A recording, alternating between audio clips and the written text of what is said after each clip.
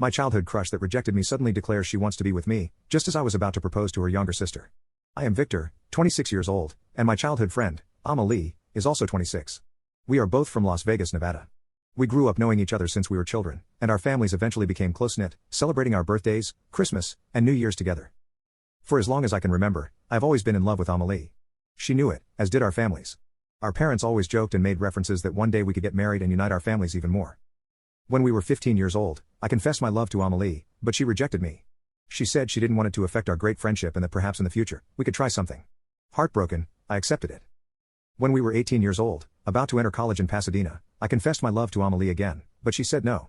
She wanted to live life. She said she was going to college in Los Angeles, which surprised me since we were both supposed to have sent our applications to the University of Pasadena. Pasadena is in California, just like Los Angeles, but I was shocked by what Amelie told me. I didn't think she had those thoughts. She went on to tell me that one of her friends, with whom she was also going to Los Angeles, told her to live her life, saying that university education was the best way to grow up as a person. This way, she could experience everything, and when she entered marriage, she would do so without any regrets. She encouraged me to do the same and said that when we met again, we would be ready to start something. I didn't say anything in response, I just nodded since I understood that Amelie didn't view relationships and commitment the same way I did.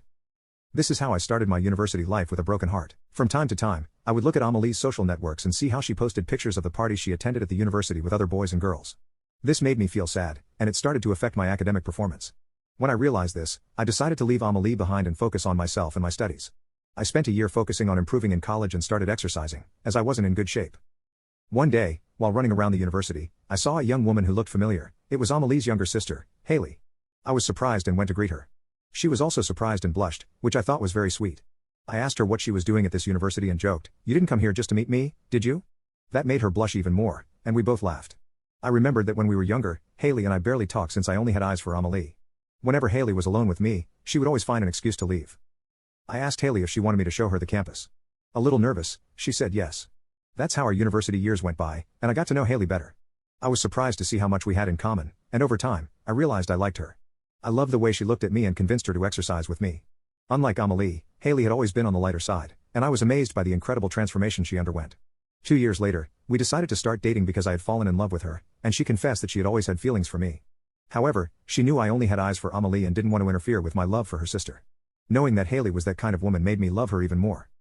By the time I graduated, I decided to stay in Pasadena, look for a job, and find an apartment while waiting for Haley to finish her final year of college. During the years we were in college, Haley and I would come home in the summer and spend time together, but Amelie never came back.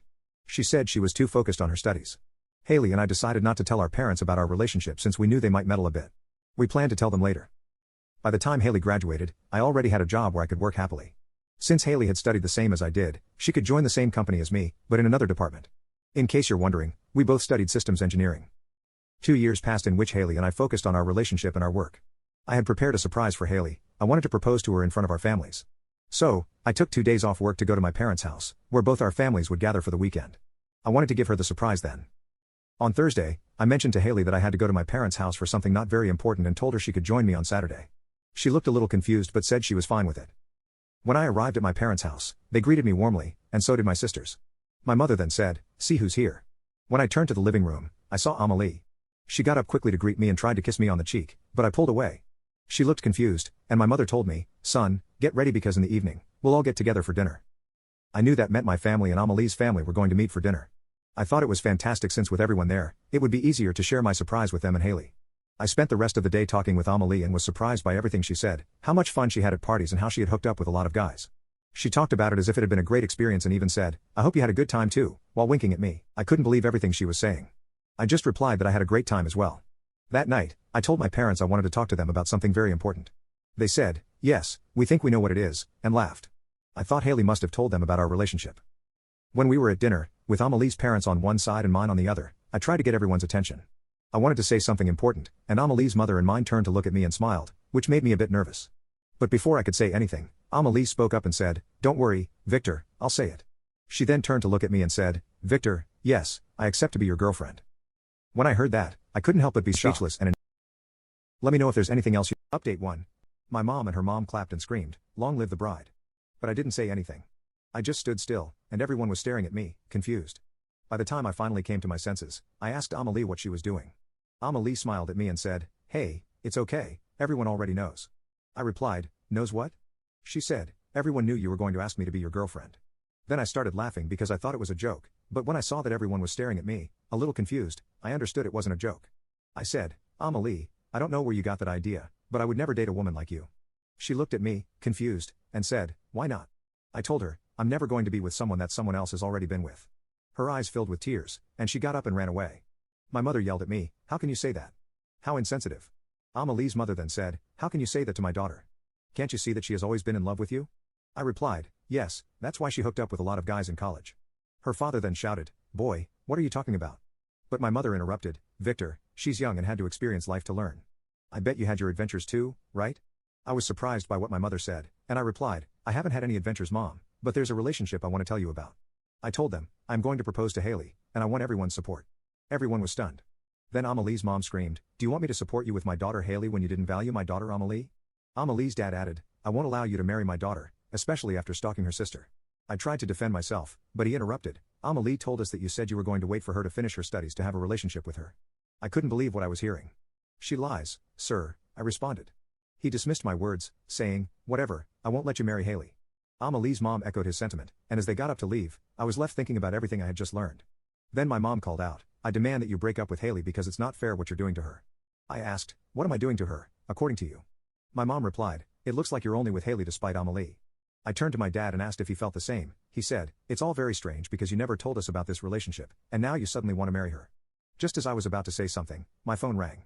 It was Haley, and she sounded a little upset. What's going on? Why am I receiving calls and messages from my parents telling me to stay away from you? Trying to calm her down, I told her I was talking to them and that we could explain everything later. Then, someone desperately knocked on the front door. When my mom opened it, Amelie rushed in, crying, tell me it's not true that you want to marry Haley. Tell me you're not doing this just because I rejected you. How can you do this to me? She said all this while crying, and my mom comforted her and hugged her while glaring at me with an angry face. Not being able to stand it any longer, I left my parents' house, got into my car, and headed toward Pasadena. When I arrived at my apartment, it was already early in the morning, and I was surprised to see Haley awake, sitting in our living room. She came up to me, hugged me, and asked, what's going on? Why am I receiving calls and messages from my parents and unpleasant messages from Amelie? I sat her down and told her everything, from the surprise I had planned for her to everything that happened afterward. I then asked, what do you want to do? She said, what do you say we go talk to our parents tomorrow, the two of us together? I replied, I don't think it's a good idea, but she insisted, let's just put an end to this, since it doesn't matter, I want to marry you. I smiled and asked, then you do accept? She said, of course, I accept, and we kissed and went to bed. The next morning, we went to talk to our parents, and it should be noted that nothing went right. There were screams and insults, and Haley's dad and I ended up in a fight, as he accused me of being a liar and manipulator. Even the police came and arrested both of us. I spent one day in detention before my dad posted my bail, even though my mom didn't want him to. Comment update to tag you in the final update. Update 2. When I got out, I went to my parents' house because my dad said Haley was there. When I arrived, I saw that Haley had a black eye. I asked her what had happened, and she said Amelie had attacked her when she refused to break up with me. Her mother also kicked her out of the house. I hugged her as she cried, and my mom said, it's all your fault. If only you had told us about your relationship earlier, and if you hadn't given Amelie false hope, this wouldn't have happened. I asked, what false hopes? Haley explained that Amelie had shown their parents fake messages, supposedly between me and her, where I gave her false hope. But even after seeing that, Haley didn't believe her. That's when Amelie exploded and punched her. I hugged Haley again and told her everything would be fine. My mom, still upset, said, because of this, our New Year's celebration was ruined. My dad told her to shut up. He then came up to us and said, no matter what others say, I give you my blessing to get married. He hugged us, and having my father's support made me very happy. Then my dad asked, can you give me an explanation for why Amelie is so angry with you? I replied, I don't know, but I know something isn't right with her. My mom didn't seem convinced by my explanation, so I let her look at my phone to show her that there were no messages between me and Amelie. Only then did she calm down and apologize for how she had acted. That's when Haley and I decided to return to Pasadena. As the days went by, my dad called me to tell me what had happened with Amelie. At first, I didn't want to hear it, but in the end, I decided to listen. My dad told me that days after we left, Amelie's mother discovered that everything Amelie had said was a lie. Amelie had faked those messages, believing that when we returned, I would accept her as if nothing had happened. When I heard that, I couldn't help but laugh, but my dad continued. He said it was also discovered that Amelie didn't finish college and was expelled for her immoral and irresponsible behavior. She never went to class and was eventually banned from flying on any airline for 10 years after driving her car onto an airport runway while under the influence of alcohol, causing a lot of damage. I was surprised by how fast karma caught up with Amelie, but I decided not to think about her anymore because I had a wedding to plan. When we returned to Pasadena, Haley gave me an incredible surprise. We're going to be parents. Haley and I are still debating whether or not to invite her parents to our wedding, as they did apologize to us over the phone. But to be honest, whether they come or not doesn't matter to me. All I want is for Haley to be happy, no matter what.